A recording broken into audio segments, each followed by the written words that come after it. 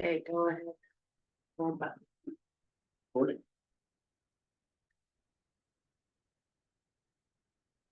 Is it recording? It didn't say it was, so it usually says it does. Drag it down, but it should be recording. Yeah. All right. We're good. All right, sounds good. I would like to welcome everyone to the Monroe Planning Commission regular meeting. It is Monday, July 28th, 2025 at 7 p.m. And do we have a roll call? You, commissioners present and establishing a quorum, Commissioner Lockhart, Blair, Bulk, Petrino, Walsh, Lowe, and Dawkins. You.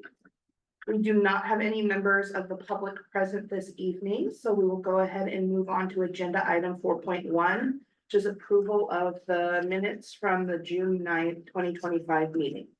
I move that we approve the minutes of June 9th of 2025. All right, do we have a second? All right, Mary, thank you for the second. Is there any discussion, corrections, or additions to the minutes? No, all right, all in favor, say aye. Aye. All opposed? All right, chair votes aye, so the motion passes. Moving on to old business, agenda item 6.1, the festival lot. We have a presentation of results of public engagement process from Patrick Doherty. I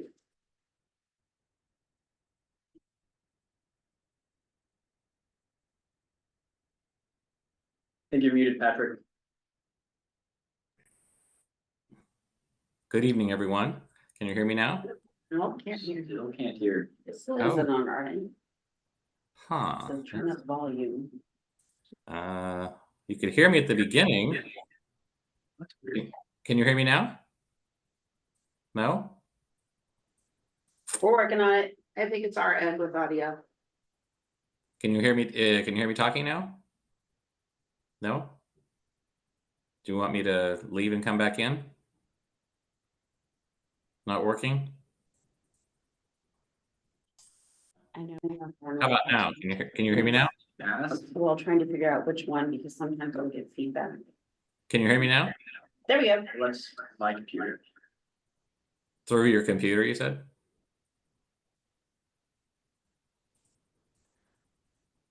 Just, I don't know. It's hard for me to tell when you can hear me or not. We can hear you, it's just really soft. Oh. I could turn my volume up a little bit more. Does that help? No? How about now?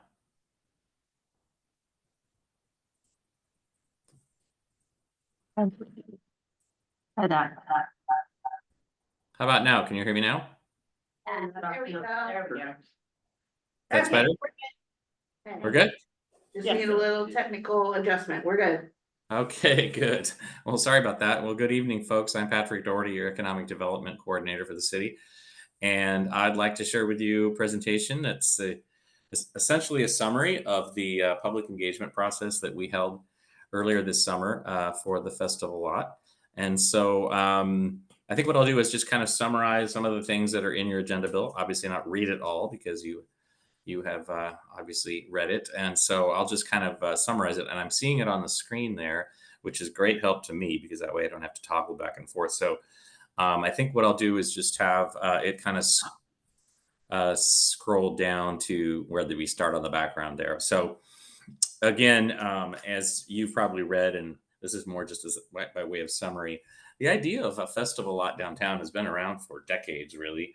It was in the conversations in our community, especially in the Hispanic community members brought it up several decades ago, and it made its way into the 2008 downtown plan officially. So we definitely have a place in our downtown plan.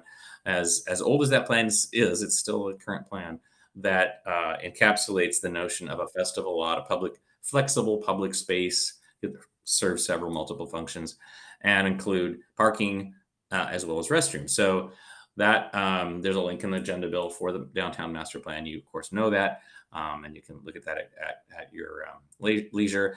Some of the excerpts here, I'm not going to read all of this, but the part in italics is, that it's important to have a festival lot in the downtown as a place to allow different kinds of events throughout the year, but also have the flexibility to serve parking needs when nothing is going on otherwise, to have maybe some building space, so there's indoor activity, certainly public restrooms, and special events could happen like specialized markets, concerts, events, and even day-to-day type of things, which we'll talk about in a moment.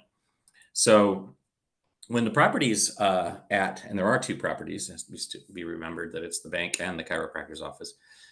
When those two properties became available in 2023, the city council purchased them in December as a future space for the festival lot, with the goals as seen here in the bullets of being a place to bring people downtown for activities, and also providing parking when there's not an activity going on, providing public restroom, demolishing, the chiropractor building obviously is important because it's in bad shape, and then just to try to achieve the long-term vision of the community. So earlier this year, we engaged an architect to think even more broadly about potential uses of the site. And we had some uses that ranged everything from the traditional festival lot idea with some permutations on that, to a parking garage with some retail space, to a mixed-use building. We had all sorts of ideas and wanted to make sure those were all vetted before we marched forward with the festival lot as originally conceived. So we took that to council in March. City council was appreciative of seeing the options, but definitely that led them to double down on their vision of the site for truly a festival lot. And with that in mind, we went ahead and worked with our architect to develop 4 options that could achieve the festival lot concept. And I believe that you were presented those options in a presentation earlier in July. And I think I'm not going to read all these bullets here, but maybe what we can do is just skip down quickly to the illustrations of them, which will just take a couple moments here to toggle over to that. Just because it's easier to kind of see the graphics than to listen to a bunch of details. Here's a comparison chart, which I'm not going to go into detail right now, but it is important to use sometimes in this discussion, so we might pop back to it. But if we start with option 1, this is the option that represents the least investment and therefore kind of the least change. Keep the existing building, demolish the chiropractor building, put in a little plaza space there, kind of wrapping the back and the side of the building, as you can see there, and then keeping the parking spaces. This, of course, would still have as I said, since it still has the building, would allow for the public restrooms to be accessible, space for, say, the visitor center that the chamber could move there, possibly some pop-up retail space, maybe some community meeting space. It's actually a pretty large building, probably more than we would need for the kind of uses we think of. But this is, again, sort of the least investment, least change, and probably quickest to do. So that's that one. Option 2 is still keeping the building, but a little bit more change. This adds a dedicated event plaza there to the west of the building, a little bit wrapping to the north. Consolidates parking there in that westernmost lot, plus adding some off the alley. So the total is still about 30 spaces. So it's really not anything less than the first option, but it's a little bit more investment by creating a permanent plaza. Number 3, option 3 is coming in a moment. There we go. Option 3 is the first of 2 options that scrape the site, demolishing, basically everything. In this case, there would be a smaller, right-sized retail and visitor center building at the north there, as you see against the alley, with the plaza in front of it, facing the street and the sunshine, and then a parking lot with 35 parking spaces, the westernmost portion of which could be treated more, especially so that it's kind of the obvious place for events and things to spill into. And then, of course, if there's large events, the whole place could be taken over. And again, when nothing's happening, it's a parking lot with a small plaza always there and the small building. Again, this has the most parking spaces of all the options. And then the last option, option 4, is probably the most ambitious. Just get there in a moment. The most ambitious open space type option, because it's basically turns most of the site into a town square. Also has the small retail building or visitor center with some covered area, and room for a playground or a stage, a lot of open area for things to happen, and then parking behind in off the alley. This has only about 15 parking spaces, so it's the lowest number of parking spaces. And I don't know whether we need to. We could probably just quickly run through the 3D images again. Just there's the existing site, and then that's option 1 with a little bit of space. Option 2 has a little bit more space there to the west. Option 3 is the one with the permanent urban plaza space in front of the smaller building and the most parking there to the west. And then there's the town square idea as option 4. Okay, great. I think with those in place, we can go back to the agenda bill.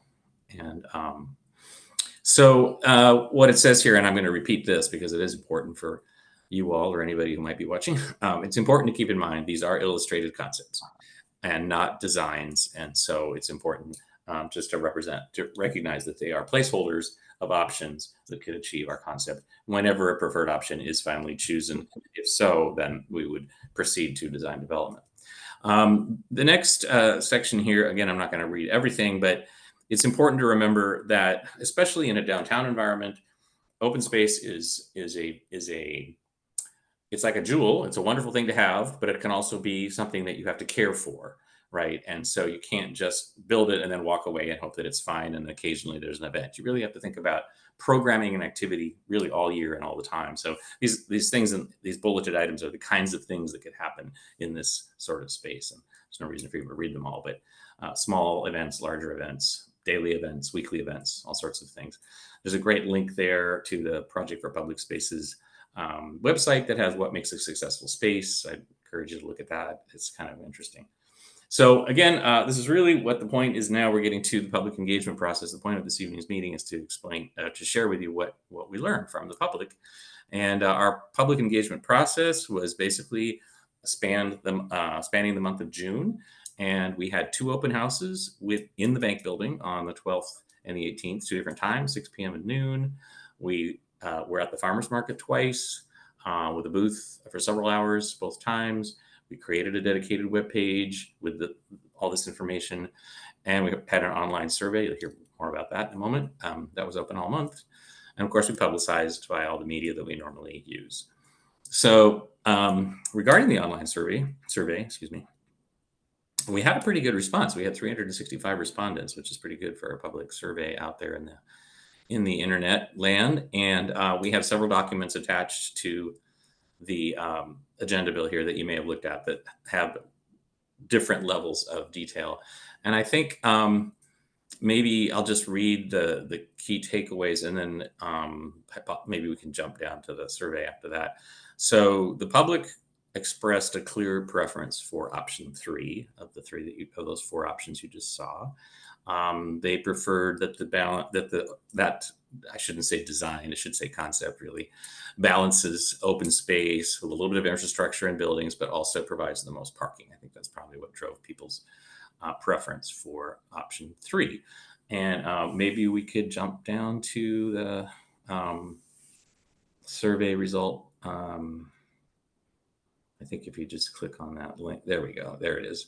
So again, there you can see options. Sorry. Is that okay? Yeah. So option 2.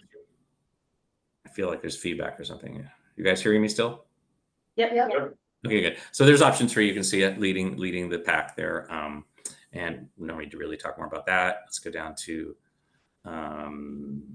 the next ones were open-ended, and we'll give you a summary of the open-ended. So there's nothing there. This is just interesting to see what was most impactful in people's decisions about choosing their top option. And so the outdoor space, obviously, the flexibility, potential for amenities, and parking. So in this case, actually, parking was number 4 amongst the things that were the top reasons for people choosing their preference. And then some of these things kind of get granular, but we can speed through them. What types of events would people like to see? Food truck events, live performances, specialized market events like holiday markets or Halloween market or flower market in the spring or whatever. You see a full range of things there that people were interested in, which is good. I mean, that shows that there's a lot of different angles that people are coming at this and why they would be interested in the space. And then the next question was This one is obviously a wash, so it's just not even worth reading because the answers were almost all identical, but it's sort of like the relative importance of the goals, and they were all important, so they didn't really tell us anything particularly important in that answer. This one obviously had a very high response rate. This was how important is it that this space be active and usable throughout all seasons, something I mentioned a few moments ago. And you can see that way out there in front, very important to everyone that does not sit there dead during the off season or whatever, that it really be an active space as much as possible throughout the year. So that's a good bit of input from the public there on that point. And then we have multiple functions and what is important. People had to pick their top two, and you can really see the top three are parking, the gathering space itself, which is number one, and public restrooms. So we basically, that confirmed exactly what we thought, and that was good to hear.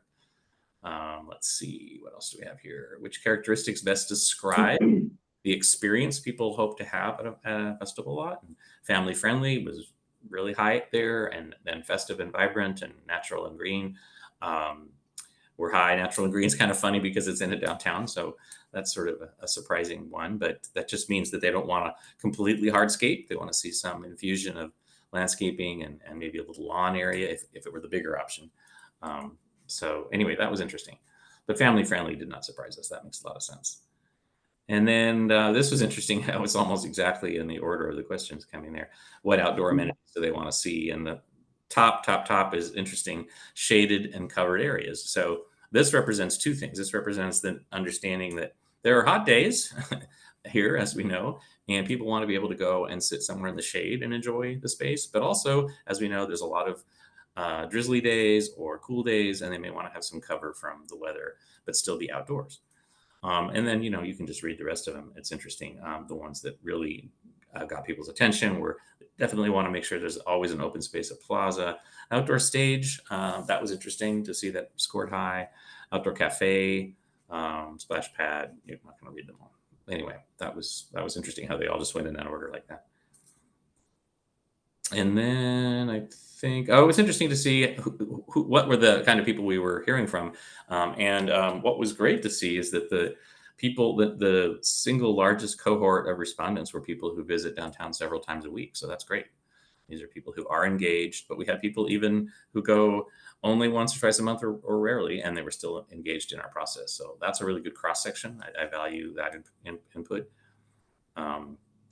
And I think we could probably just go back to the agenda bill, the comment section.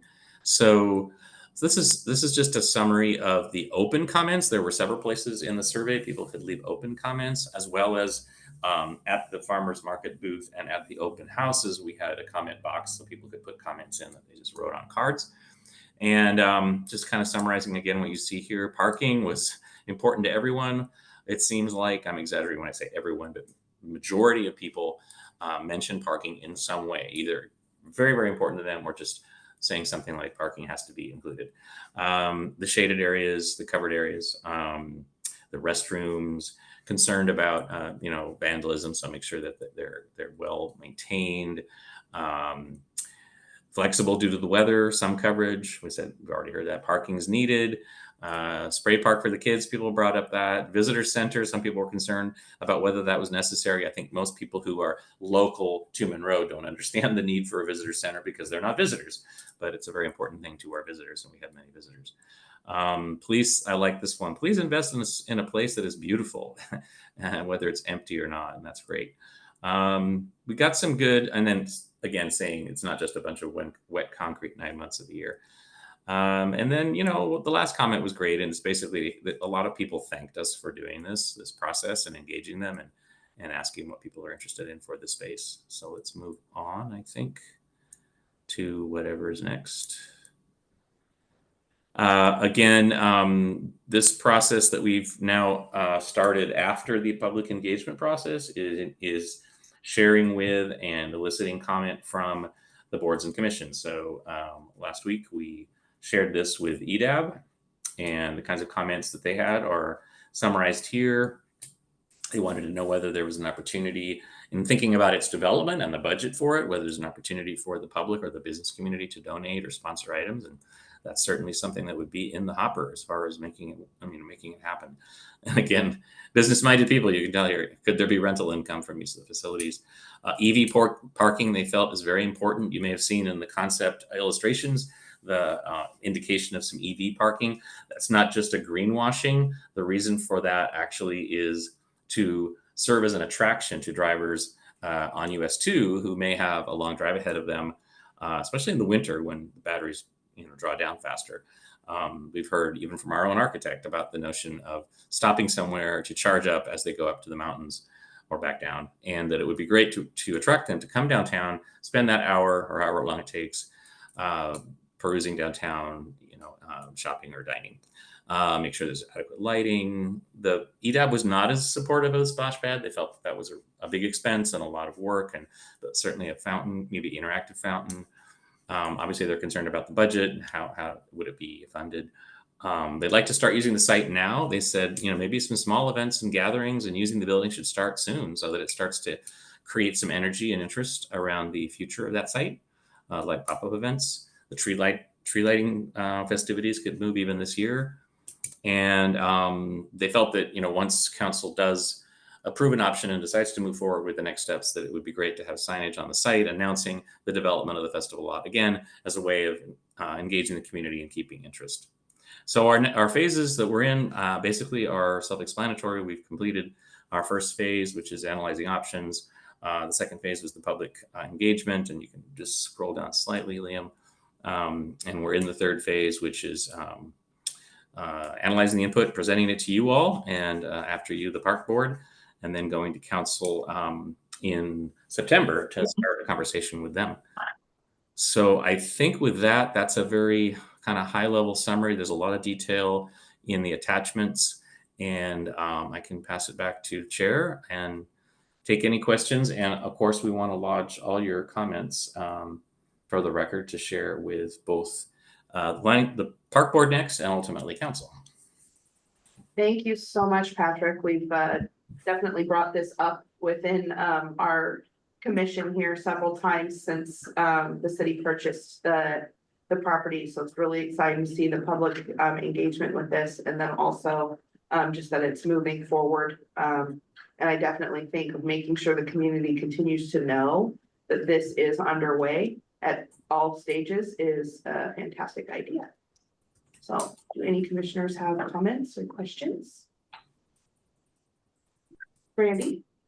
A couple things. I was hoping we could have a little bit of discussion. When I was looking over the survey results, parking is noted by people and it is, but if you look through all the comments, the outdoor plaza space, the flexibility, and even a playground, like on page, this is on question 4, when identifying your highest ranked options, what factors were most impactful?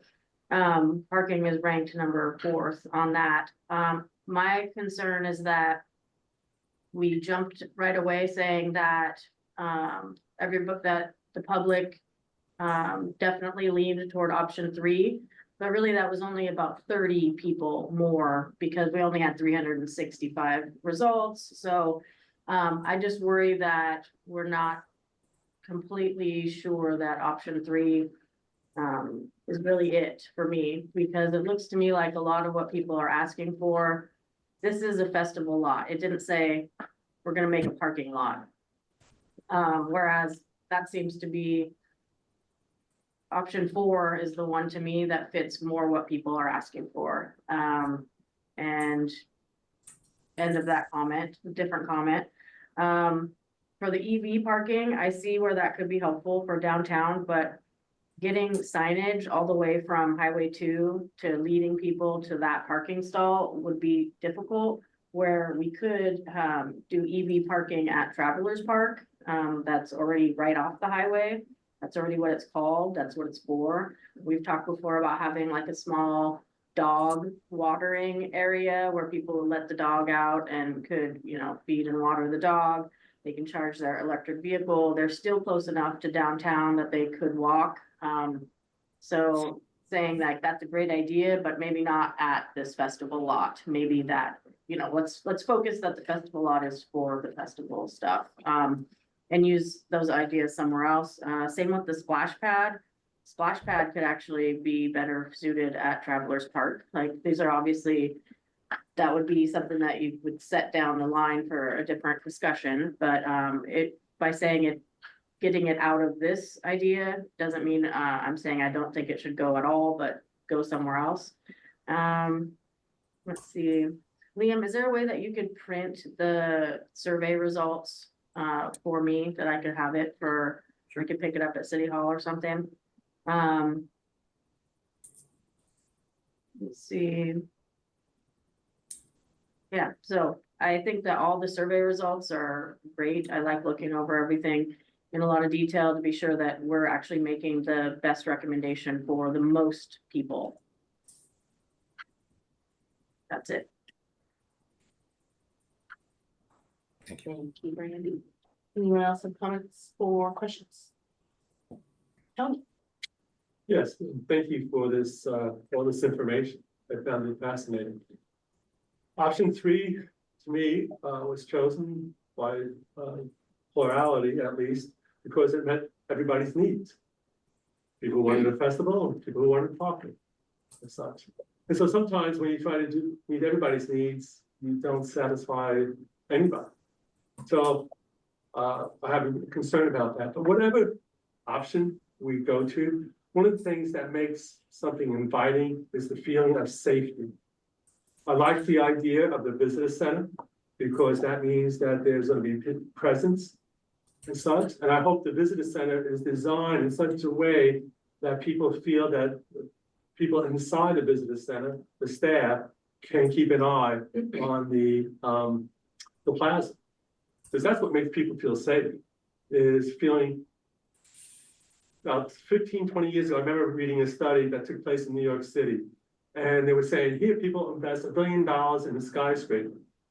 And what do they do at the street level? And there was 2 thoughts: that you can make it so impossible that no street people will be hanging out, the people that you don't like to run into in the dark of night, or you can make it a nice inviting plaza and such. And what they found out, people felt more safe because, you know what? Street people can hang out anytime. They're not worrying about a welcoming place. But what made people feel safe is something that attracted a lot of people. So there still were street people around, but they were just a small percentage. And so that's why I say having the visitor center, where you have a presence of people feeling, makes people feel more safe. And I think that's real important, to design a building that lends this working staff to have eyes on the plaza. Because that's what will make people feel safe. You know, we talk about year round, but the reality is that we'll design something that'll need 8 months that it is active. Because come November and January and February, who wants to be outside in the plaza? If you look at during the COVID, when people were eating, because they had no choice, outside, what did it take for get people to eat outside? It took an enclosed space with heat. And usually that does not lend yourself to an open plaza. So in reality, I think we're really designing something for 8 months, you know, that come November, December, January, and February, that there's not a lot of things you want to do outside and sit around and such. So it's a nice goal. There will be some activity during those 4 cold months, but the reality is that if we can really focus on those 8 months, it'll be a great success, in my view, anyway.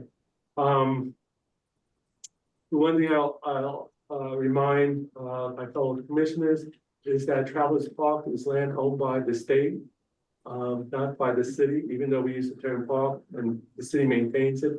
The land actually is owned by the state, part of the Highway 2 right away. And as far as parking goes, I was on the city council for 12 years, from January 1st, 2000 to December 31st, 2011. And every year we had conversations about parking on Main Street and the downtown corridor. And since I've left city council, I am never surprised that there's still conversations about parking on downtown. How long should it be? 2 hours or 4 hours or 3 hours? Is there enough spaces? How can we get more spaces? And so are we trying to create a festival or address the needs of parking, or we're trying to do both. And people choosing option 3 are choosing to address both those issues. The parking that both the customers and also the store owners have commented that there's never enough. And in fact, one of my suggestions was that on Blakely Street, maybe you could do diagonal parking to increase the number of spaces there. And that one way of increasing the size of the plaza is that you treat the front along Blakely Street the way we've done Main Street with no curves. So that if you did have a festival event, you could close off Blakely Street and let it spill over that direction. Anyway, that's my comments, and as I always say, I'll gladly share my 2 cents worth. Your job is big if I overcharge. Thank you, Tony. Kelsey. I saw some concerns about like having to maintain it all year long, right? And so if we could make sure that we're putting in native plants and native things that don't have to be maintained constantly, that would be great. And for option 3, when I first saw like how much parking it was, I was a little shocked at it being like 3/4 of the area, but the fact that if we could design it in a way that when we do use the parking lot for the festival, that it doesn't just feel like a blacktop, where maybe it's white, so it's not so hot when we have the dances and stuff, or like some type of lighter color so that it's pretty, or maybe like a mural on the parking lot, I don't know. So that when we're all on there, it's not just like pavement, and the overflow is kind of natural with the plaza. That'd be cool. And trees for shade. I think that's all. So thank you. Thanks for your presentation. Thank you. Carla. Kind of on the parking part of it, I think if we're trying to bring more people down there, down to downtown, and we're trying to hold events or hold things there, if we're not providing some type of parking, just going to increase the parking problem even more. And I think that will kind of deter people from coming, because if I can't park, I'm not gonna go. So I think that's kind of one area. I think I understand we don't want it to be a parking lot, but we want a festival lot. So there's a kind of a fine line there. If people can't park, they're not gonna come. And then kind of another thing, I was kind of talking to people in my neighborhood and kind of getting a feel what some of them might have thought. Just kind of, I wasn't sure. I don't know if any of them did the survey or not. I didn't ask that question or something like that. Just talking with people. And the area where I'm at is a lot of diversity of ethnicity. And so I think that's one area I think that we're kind of missing in the city. There's not other things being brought in where other people feel comfortable to come to. So I think we kind of need to think about our demographics of people in the city also with what we're doing. And then I did hear, I know it was on some of the surveys and on some of the, the questions and whatnot, but people I was talking to at least, which was not a great deal of people, but really like the idea of having some type of either kiosk or cafe or something that you're going there for. Because I was getting the feedback that there just aren't a lot of businesses on Main Street that they're wanting to go to. So there are restaurants and food places, but as other businesses, it's really not places unless you're going there for a specific reason. You're not just going to go down there and walk around. So I think maybe trying to bring in some of that might be great, but that's just my 2 cents. Thank you, Carla. Go ahead, Brenda. One conversation that we've had in the past is that the parking issue is a perceived parking issue by community members, because there is parking that is maybe a block away from the place that they want to go. And when we're talking about in more urban cities, people are willing to walk 10 blocks to get to the bakery that they need to get to for parking. But here, people want to be able to park right in front. And so pushing back a little bit on people and their parking perspective. I know, when I lived right on Main Street, you know, it would have had someone be walking 1 block backwards to get to Main Street and no one ever parked there in front of my house. And so I think I don't want to just jump right to, yeah, we have to have the parking. And again, there's other spots that we could work on later on. I mean, the whole car lot at the Subaru place, if that's ever gonna go up for sale, that's already a parking lot, rather than, you know, use a space that's dedicated for a festival lot to turn it into more parking. What else was I gonna mention? Oh, something that, for diversity. This was something that came up at a Parks Board, meeting when we were doing the, Blueberry Children's Park. Having flags from a bunch of different countries, like tall up, like it's part of the deck decor. And it shows everyone that, hey, we're welcoming here, and you could pick like the top 10 countries that we have people that live here from. And it would be like a gesture of really connecting the community. See here, for the visitor center that we keep talking about there, like, is this the Chamber of Commerce visitor, like them manning, like moving their current place and being there? I just wonder if we're putting a lot on, and if we've asked the chamber if that's something that they would want to do. And there's a lot of comments in the survey results that visitor centers are kind of like out of style, like people don't use them anymore. And so do we really want to be focusing on putting one there, when what I saw a lot of people asking, nobody was saying, hey, put a visitor center there, but a lot of people were saying, put a structure that we can sit under, whether it's for shade, and that's X'd out of option 3 because of the visitor center. It would probably cost less just to make a pergola instead of a visitor center. And unless the chamber is, you know, the ones coming to us saying, hey, we really, really want this and we have grants or we can help pay for it or something. Would you like me to address that? Sure. So yeah, actually, thanks for asking the question that way. The chamber, as you know, runs the visitor center out of the old Masonic building on Lewis Street, south of Main. It's not the best location from a couple perspectives. One, it's not as visible being there. It's on a second floor up some steep stairs. It's not clearly accessible. I think there's a way theoretically someone can get there, but so they have been interested in returning to Main Street. They were there years and years ago in the old Monitor building. So we do actually have a contract, the city, with them to operate the visitor center using lodging tax revenue as one of the sources of their financing. They are interested in being on Main Street. We believe it would probably be more visible and attract more users if it were on Main Street. But a key thing to remember is that the notion in option 3 is to have a small, basically tenant building, it's as opposed to the very large building that's currently there. That bank building is really too big for our uses. And what we currently see, because of this interest and this relationship we have with the chamber, is that one of the uses of that building would be for the visitor center. That still would not fill that.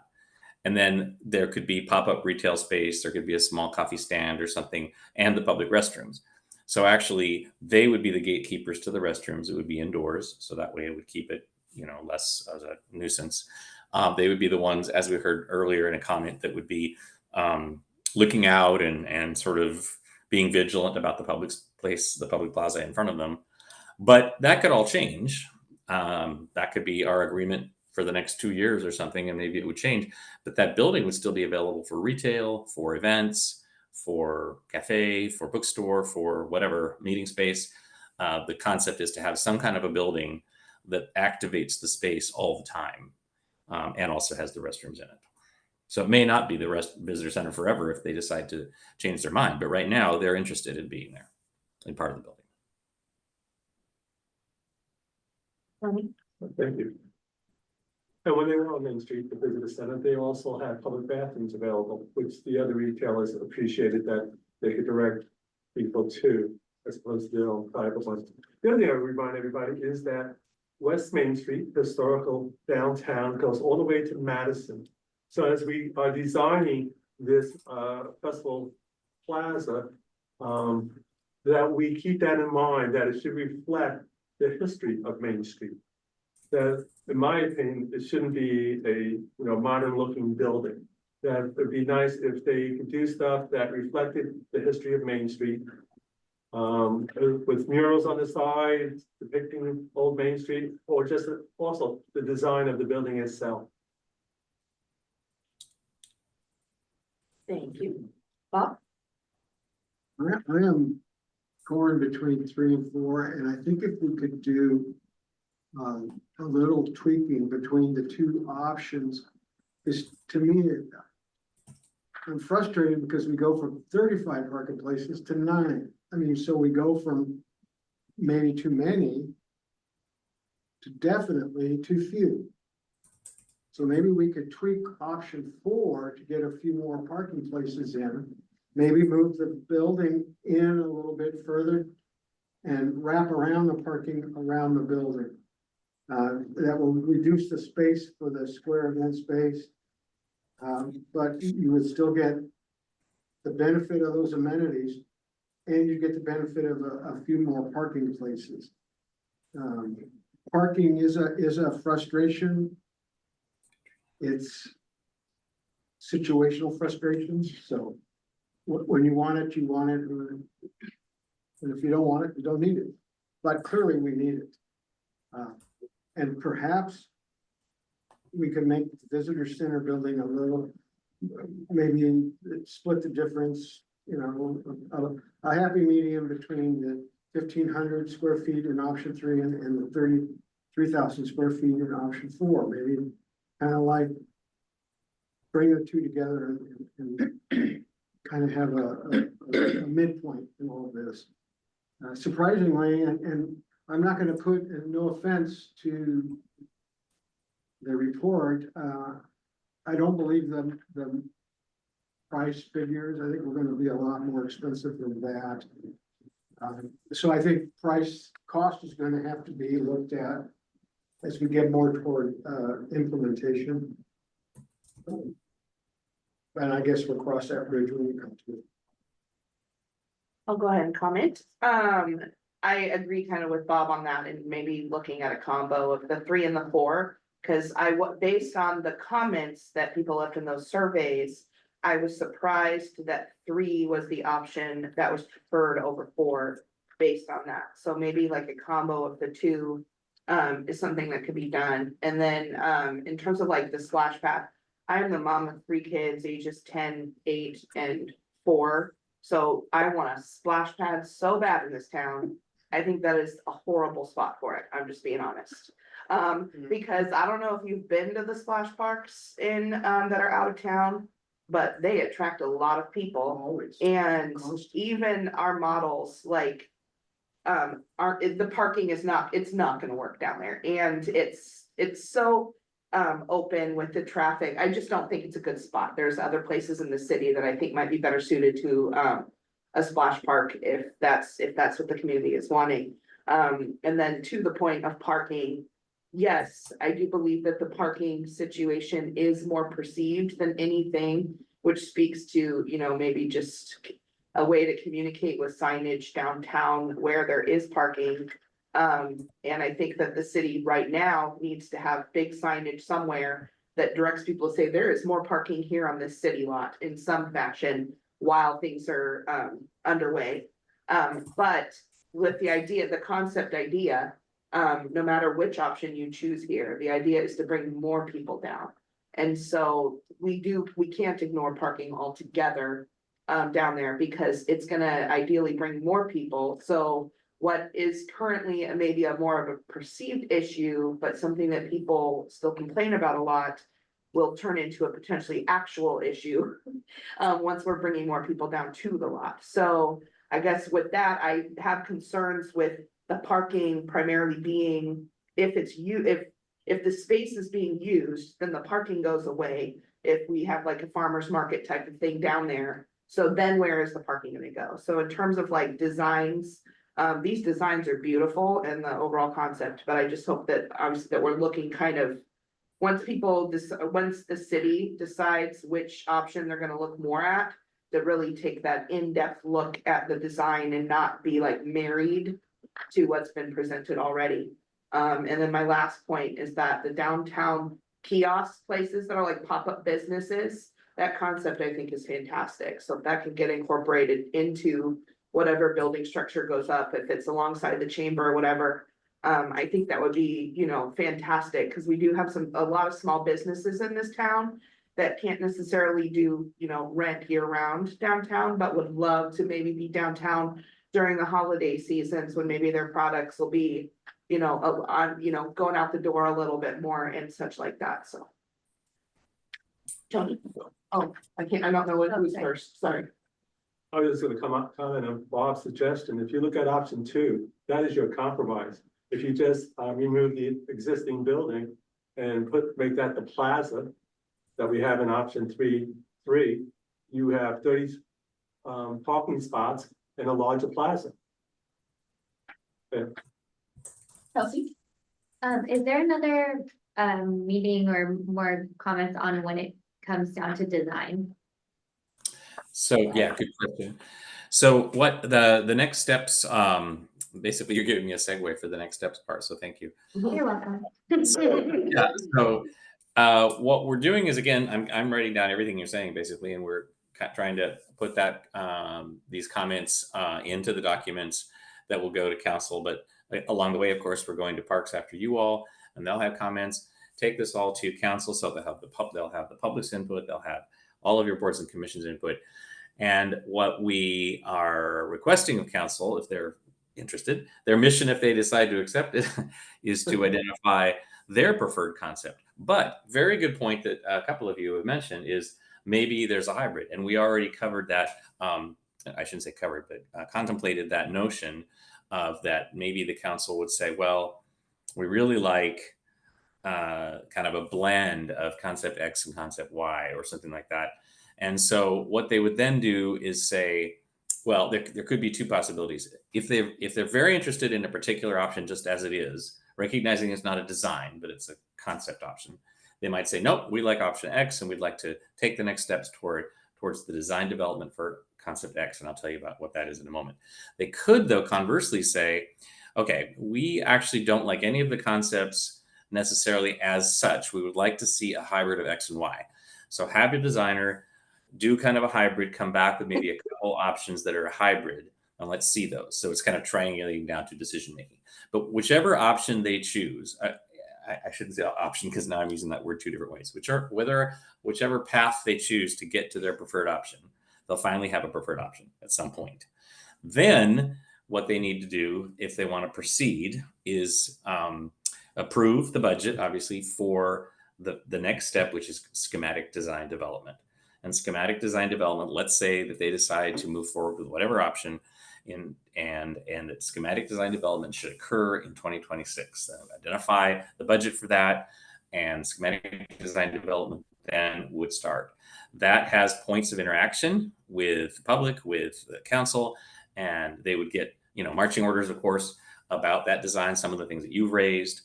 They may say, we really like option X, or we really like our new option hybrid ZA, whatever, but we really also want you to keep in mind these different points of important things like trees or soft spaces or whatever it is, right? So that is a whole iterative process unto itself that would happen. Very likely the soonest it would happen would be next year.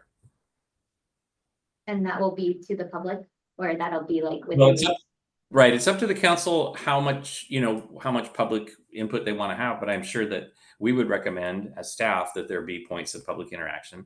And of course, the presentations that go from the design team to the council would be in a public forum. But I think they would agree. And I think we staff would recommend that there be at least some opportunities for presentation in open house format and public comment, that kind of thing. That I'm thinking, just as we're spitballing here, it would be really cool to have a 0 footprint building, even though that's not really in the comments here, because that could be an attraction as well. Like that could bring people in to see like, whoa, this is a living building that is, not causing any carbon footprint, but also maybe like even the walls are plants or something, I don't know, just that could. There's so many things that could go hand in hand and be, and accomplish the same goals. But also with our, mission statement on like just being stewards of the land too. It's fun to be putting ideas out there for that. Thank you. Randy? Yeah, I think that we really want this, and like you said, it's been talked about since 2008. And so taking our time at these stages and making sure that we get it right is important. So any more feedback that we can help to let the council know as far as like good suggestions. I think what we're hearing here is like there's more work to be done on some of these details, and if it's the consultant that is gonna come up with a hybrid, or if you're asking us to email you with suggestions on how to make the hybrid, maybe let us know if that's what you wanted, but I think taking a little more time at these stages is still needed. Thank you. Chelsea? I wasn't aware of giving feedback on this stuff, so I'm not sure how, if any of us took any of these. Did any of you guys do these surveys? I took You a did? survey.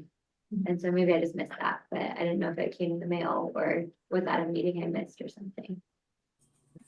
Yeah, it came out a couple of different ways. But it wasn't like a postcard or anything, because that's another. No, I don't think you guys used the postcard method for this one. I think it was in the mayor's message, the Okay. mayor's weekly message, Yeah. that's what I and thought. then there was a link to it in there. That was easy. That It was Facebook post. I thought we'd sent out an email Also to the Facebook. planning commission with this information. No. I don't know that you did. What we did was, so, it was in the Monroe this week.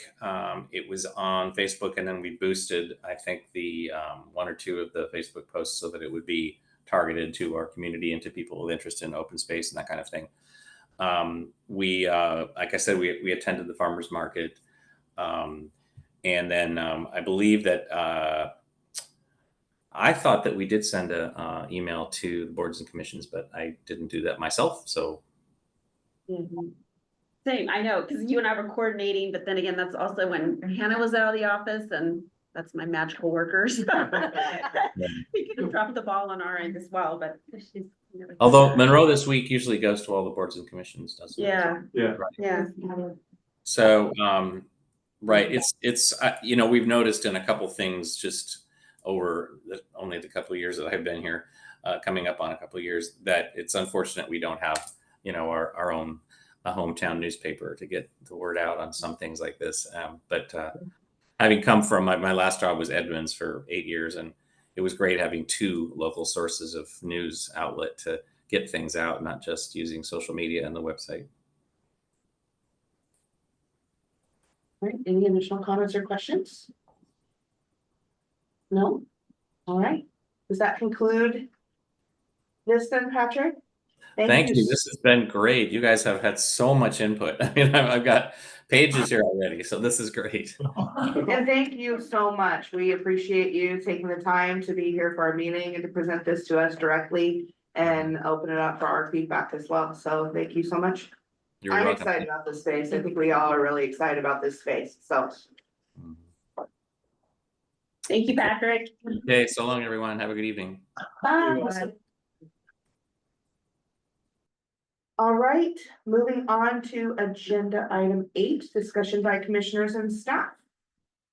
Do we want to start with Kate? You have some things to kind of update us on, right? Yeah, I do. I made the decision not to come back tonight with the local permitting, that Senate Bill 5290. I just feel like I'm down to just nitpicky changes. So instead, we're going to move forward with the public hearing on August 11th. And at that time, I can point out the differences. There were a few typos, and there was one other item I was still waiting for the attorney to get back. So I chose not to put you to sleep tonight with very technical updates. And then the other project that I am working on is taking a little bit longer, and that is the critical areas regulations update. This is part of the 10-year periodic review. It comes every time we do a 10-year comprehensive plan update, because we're also required to look at our development regulations. And so just to give you some things that I am working on, the first piece that I've been working through, I call it a gap analysis, trying to figure out what has changed since the city adopted its critical area regulations in 2019. One of the ones that is usually very controversial has not changed, and that is the wetland size, categories and buffers. That's not changed. But some of the areas that the city needs to put a lot more emphasis include best available science. So everything needs to be done using scientific methodology. And so in the work I'm doing right now, I am pulling from the guidance book from the Department of Commerce. I've also been looking at jurisdictions who successfully updated their critical areas beginning last year. There's a lot of really good examples. So I'm trying to pull the ones that I think fit our community the best. The other couple of items that are really required for this update include a focus on avoiding impacts. It's part of that mitigation strategy, but there needs to be a focus on no impact, the function and values of our critical areas. There's also requirements for preference on andromenous fish. I always say that wrong. That's salmon, bull trout, which we have in both the Skykomish and Woods Creek. And so there's a focus on protecting that. So some of the big changes, besides some definitions, is really going to be a focus around priority species habitat and streams. So the Department of Fish and Wildlife has come out with some new, the data is showing them that instead of having a standardized buffer around our streams, there might be a different way to start evaluating that based on the tree height of 200-year-old trees in the subject area. And so I'm really trying to understand how that would affect property in Monroe, because it's somewhat of, yes, we need to protect the environment, but we also need to think of private property rights, and we're trying to add more housing. And so, and it has to be best available science. So I actually am coordinating with Department of Fish and Wildlife. See, in 2 weeks, I'll have a meeting with them. And the other thing, again, Monroe is in a fabulous place because most of the most highly impacted areas are owned by the city of Monroe or the department, the state. And that's really along the Skykomish and Woods Creek. So with all of that being said, I'm really hoping to get the next step package to you on August 11th, and that will include the definitions. I couldn't remember if I brought that to you before, but showing you what we have, the amendments that have to happen, and then the new definitions that are coming. And then I will start bringing to you, I've broken our existing code, put it also in a table. Here it is by section. Here's what needs to change. Here's what can stay the same, and then start giving you the citations of these are the documents I'm using. Because at the end of the day, I will need to provide documentation of all of this when I send it to the state and bring recommended changes to you. So I just wanted to give you a status update on that. And if you have questions, I can try to answer them now, but it's I'm realizing it's a little bit more research than I had anticipated. I've heard that methodology on the 200 years is really difficult, even for the people that are delineating. So I don't know which that's gonna go, but that started happening on real estate stuff, and it's like really confusing. And even if that tree is dead, it counts. So like it changes things a lot. I don't know. Yeah, I'm hoping to learn a bit about it in a couple of weeks, and then there are two examples. The city of Sammamish successfully kept their buffers that they developed their last critical areas update, which would have been in the 2016-19 timeframe. So I've really been looking at how were they able to defend it, because what I continue to hear is that if you have no impacts or your buffers have really good vegetation, that is a better example than just having a huge area that's not protected or replanted. And so trying to understand the differences. I will tell you, the city of Stanwood took the opposite, they went in the opposite direction. They did adopt the tree height standard. And Patricia Love is the director up there, and she just gave the planning directors an overview of that a couple weeks ago. So I'm gonna also reach out to her to learn how she was able to do it, because I do not believe they hired a consultant and there is no funding for this, so it's really a staff initiated project. Yes, Tony. As you're doing this review, if you have a piece of land that's gonna be buffers, and we'll figure that out later. But are we going to be looking at the, how much housing could be put in the land that is buildable? Meaning that will the, lot sizes be allowed to be smaller, even though it's zoned for such and such, so that the owner of the land can recuperate some of the lost housing opportunities due to the buffers? Yeah, so our code already allows that, so it's transfer of development rights. And I want to be very clear, that is site specific. We are not saying you can take the loss on your property or the additional net gain could be given to another part of the city. It is on the site specifically. We already have a 30% bonus for that, or it's not, I'm sorry, it's not 30%. I'm thinking of the density bonuses. It is transferring it to the buildable site. I think we're gonna need to modify it though, so that would be another piece of this project. Thank you. All right, let's move on to, another question. That review also involve anything with like the invasive species and how to take care of them? So glad you asked that question. Our critical areas code does not address that specifically. And so I have actually on Thursday or Friday, I've actually created a new section to specifically address that. Because for a lot of our developments, we do have critical area tracks. And based on what I've been able to find and that's supported, it is, you can go in for invasive species. There's a whole category for hazardous trees, if they're loss of life, loss of property, but you have to get, you can't just go cut them down. You have to get an arborist report. If you take a tree down, you will have to have a replanting. There's also a clause for emergencies. So yes, I am addressing this with these amendments. Cool. Thank you. You're welcome. All right, let's do comments from commissioners. Bob, we'll start with you. I was very interested in the festival lot. I enjoyed that presentation. I've been watching with great interest. In-N-Out has their first location in Washington now, and it's in Ridgefield. And while I do enjoy their hamburgers, I was watching with interest for another completely different reason, and that is, what is the impact to traffic with drive-through restaurants? We have, in my previous life, we were impacted severely when In-N-Out came in to our city in pretty much the same configuration that it is in Ridgefield at a major intersection. And I don't know if you're familiar with the way Chick-fil-A's are, Bellevue, for example. At peak times, they completely impact traffic. They will stop traffic. You can't get in and out around them, and no pun intended.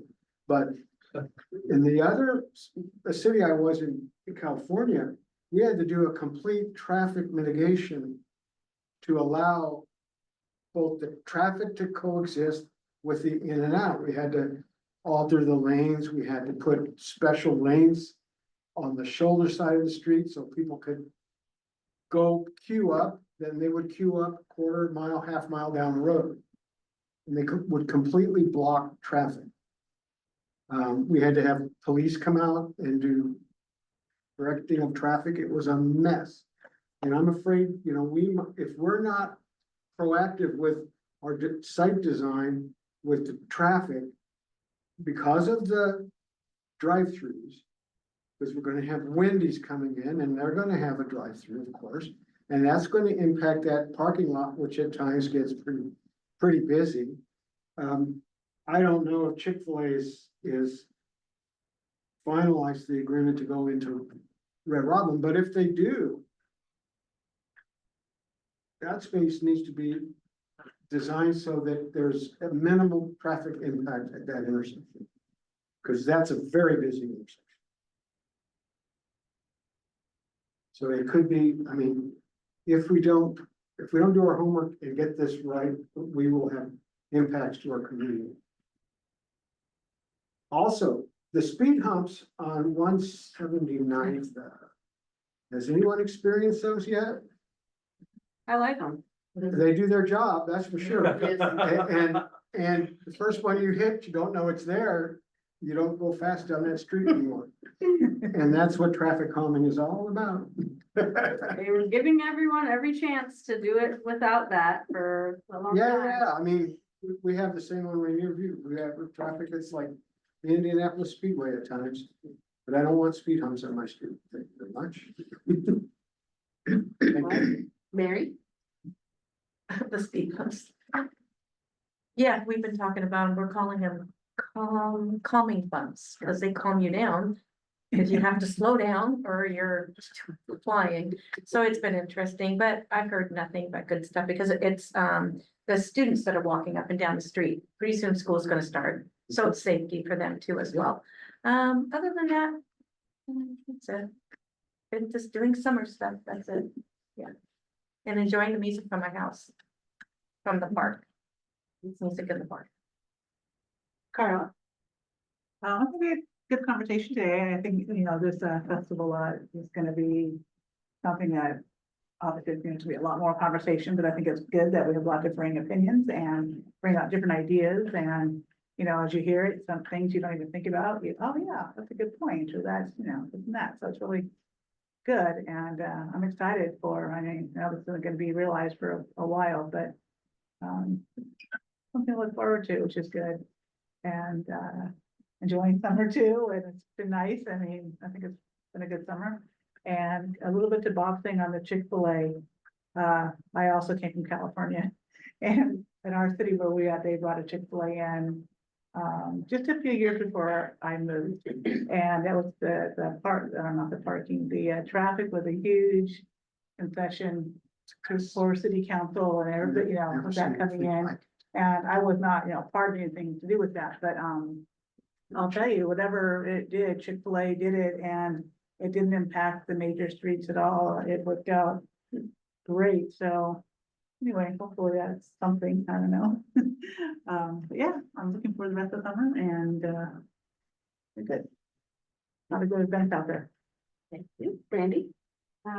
Kate, what, for these traffic impacts, like, as the codes are written right now, they would have to, since it's a restaurant and it's gonna be a restaurant, would they trigger that they would even need to do a traffic impact study? Or if that theoretical Chick-fil-A takes over Red Robin, or is So- there anything that they are gonna have to do? Yeah, it depends.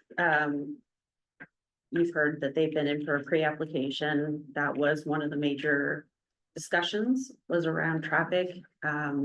One of the items that engineering had identified is the access point to Red Robin would have to be moved further east from the intersection.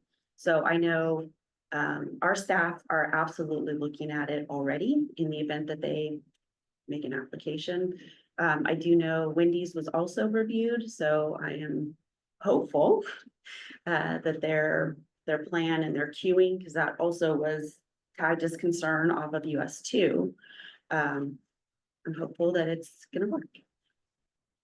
So part of their development process already includes a traffic impact even, that Wendy's makes sense because it was a building that Right. wasn't there before. Yeah, And even the existing changing to another business, it triggers an impact review.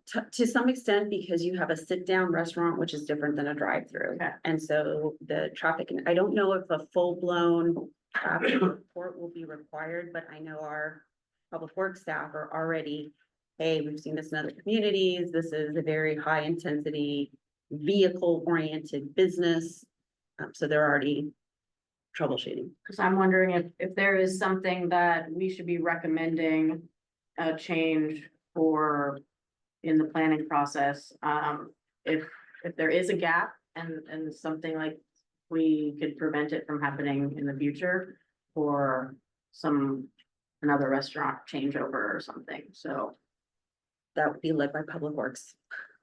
That is their area of expertise with the ITE, the engineering, traffic manuals and, but I'm more than happy So if to, they notice it during this process, they could make note of it to bring it forward for an ordinance or something to city council. yeah, it would be part of the Public Works. There's 3 different chapters in the municipal code plus Public Works design standards. So they would have an opportunity to adjust.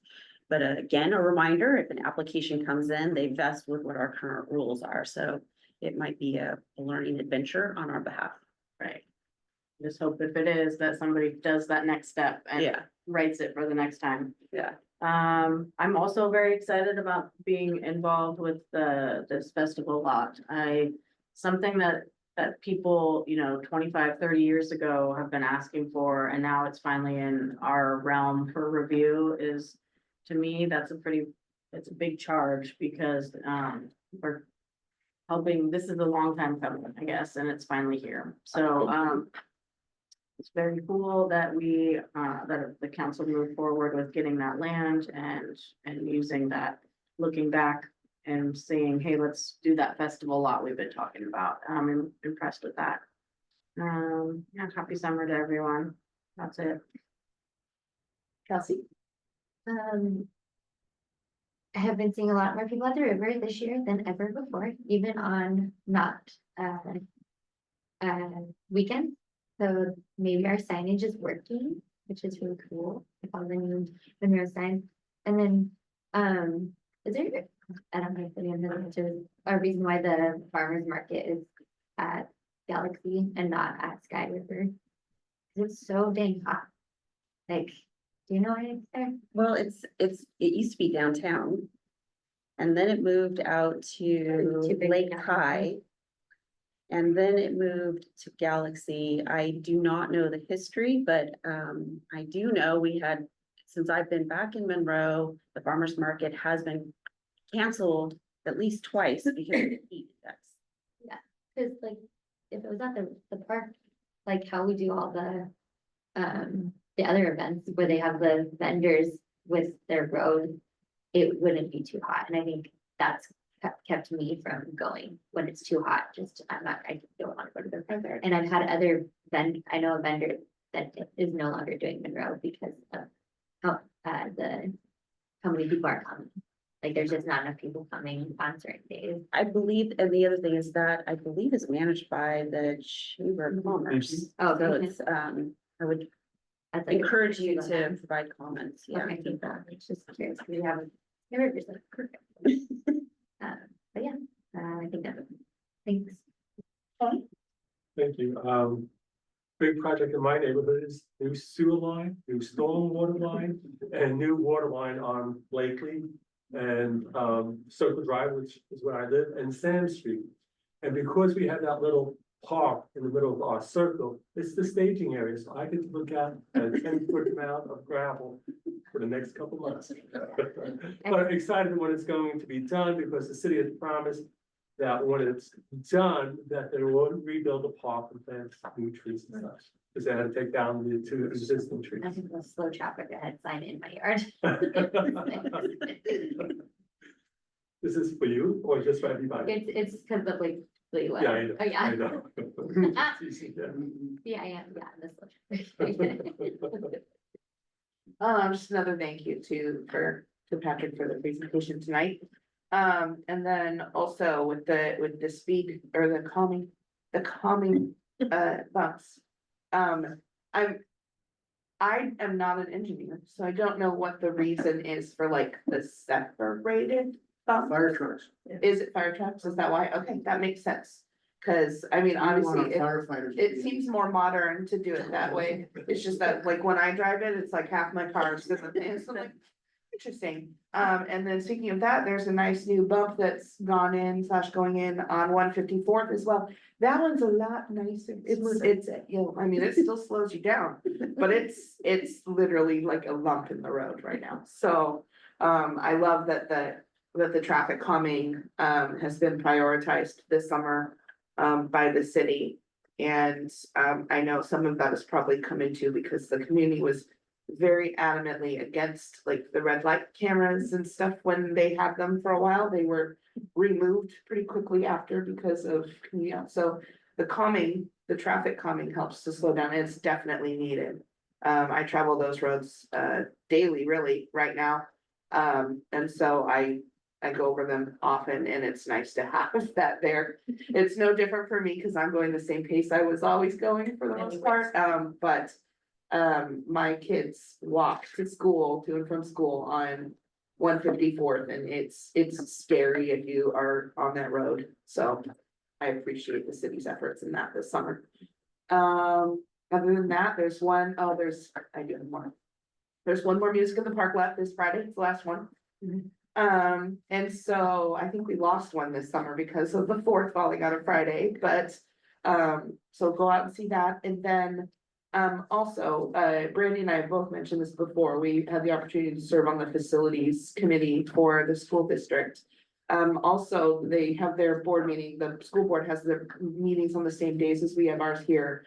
On August 11th, their regular meetings start at 5, but prior at 4 o'clock is going to be a workshop where what the facilities committee concluded is going to be presented to the school board. And that's important because it's addressing the potential, like the next potential bond that would go on a ballot for the community. And the recommendation, as a little bit of sort, will impact downtown because it's involving the Sky Valley Education Center, along with all the schools in the district. But that's kind of the big project. So I encourage the city, obviously city staff, to pay attention to that as it's moving forward. And then also just the community to be part of that. The district has invited community members to be part of focus groups following that. So if you aren't on the email list that goes out or you haven't seen it on social media, you can reach out to the district in regards to those focus groups coming up. So that's something that'll not only impacts the whole community because it's schools, but will directly impact within city limits and the downtown area, depending on what the decision is by the board and where votes lie on any hypothetical potential ballot measure coming up in the next couple of years. So that's it for me. Is there anything else you want to add, Kate? Just to let you know that you will be getting 2 monthly reports at your next meeting. I totally realized we didn't get your May-June one in there, so you'll have lots of projects to review or ask questions about next month. That's it. Yeah. Diane, do you have anything? No, thank you for letting me join you all. Thank you. Welcome back. Yeah, and I just want to say a huge thank you and a kudos because I don't know if you've heard, but Hannah's on vacation and Leanne is sick today. So I had no assistance. So Leanne was kind enough to come to my aid. So I'm extremely grateful. Come anytime you want. Come. No, thank you. That's it. Thanks. Yes, Bring it, Kate. All right. And if there are no objections, we will adjourn the meeting. Deal this thing. Anybody want some cherries? I take some cherries. Is it from Royal Canadian? Big news in my personal life is my wife ruptured her